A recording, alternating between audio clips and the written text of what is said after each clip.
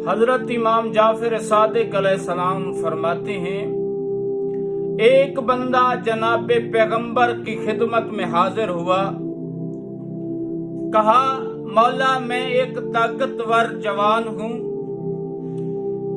मेरे ऊपर जवानी का शबाब है और मैं राह खुदा में जिहाद करना चाहता हूं, लेकिन एक वजह है, मेरी माँ मुझे इजाजत नहीं देती कि मैं जिहाद करूं। जनाबे पैगंबर ने कहा, तू वापस चला जा और अपनी माँ की खिदमत कर।